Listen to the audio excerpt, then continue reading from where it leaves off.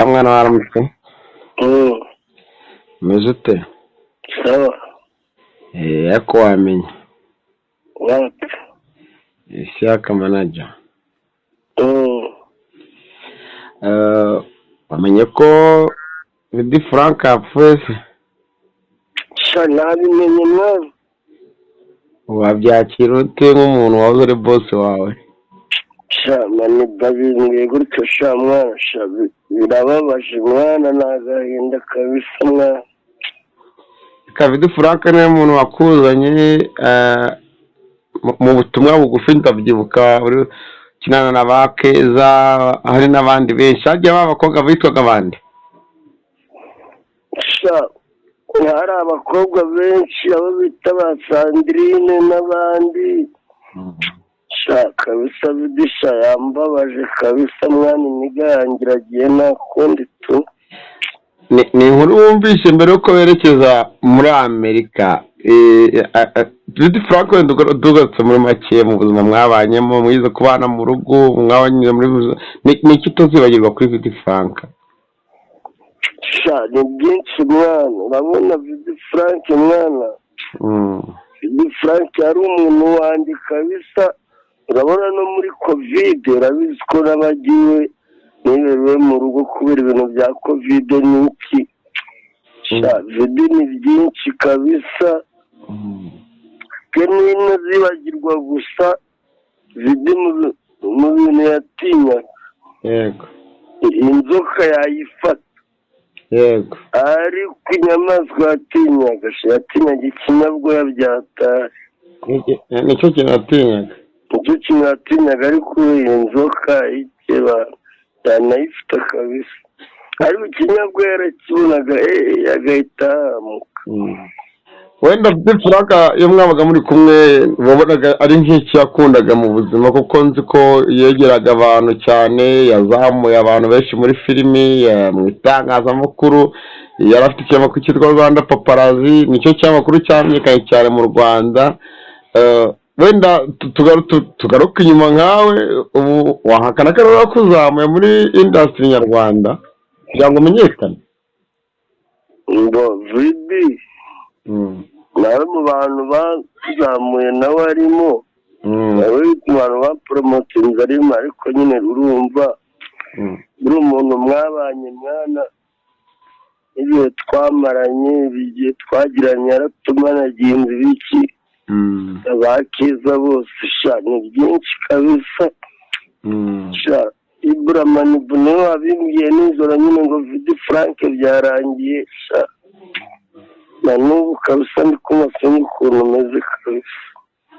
Waba uzayikiriye se kiri ngo werekeze no kumushyingura? Sha ntabwo ndabimenya neza, ariko ngiye guperereza nanjye mu kanya nshobora kwerekezayo tu. Turakomeza guhana amakuru ko Meruka atuye hano ku Gitega. Yawe atuye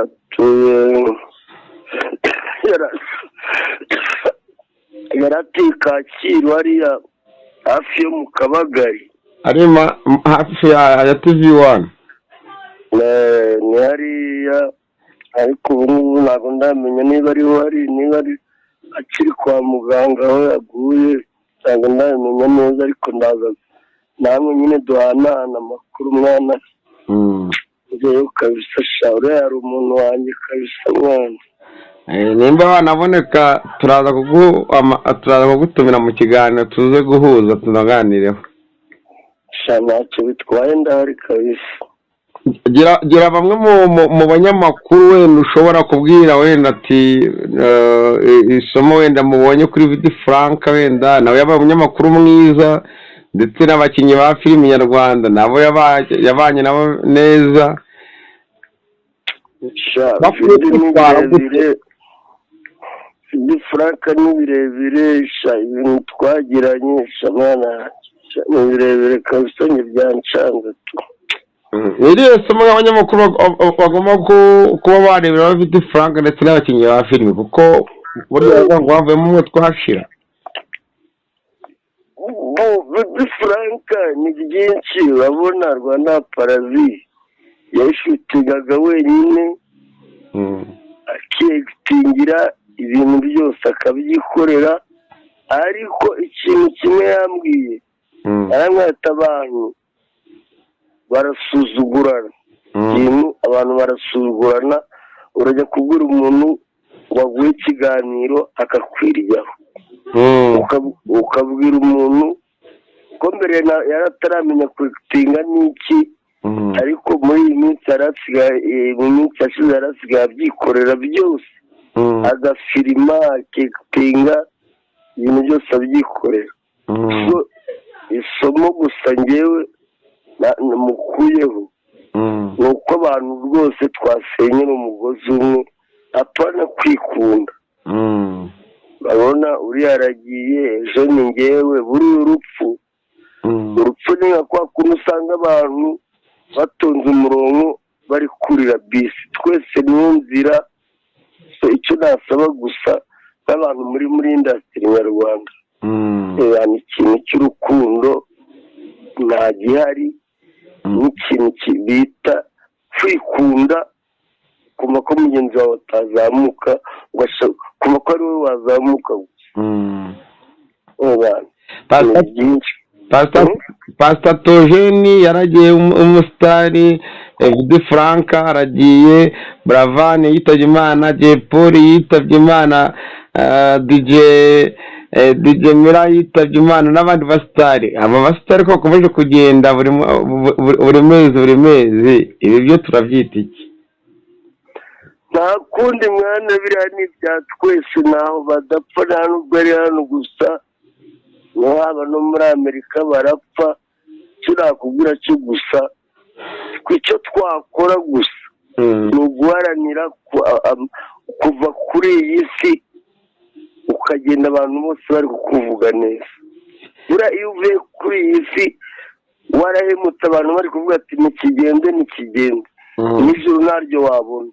Ariko iyo usize amateka meza, uriya Pastor Tojeni urumva ko hari abana yareraga yakuye mu muhanda, ko nawe yabaye marine, yarabyivugiye. Ariya ni amateka asize meza, agiye abantu bamuvuga neza. Nicyo kintu twagakwiye guharanira gusa, ukagenda neza abantu bakuvuga neza, nawe ukagenda abantu bakuvuga nabi, n'ijoro ntaryo wabona muvandi.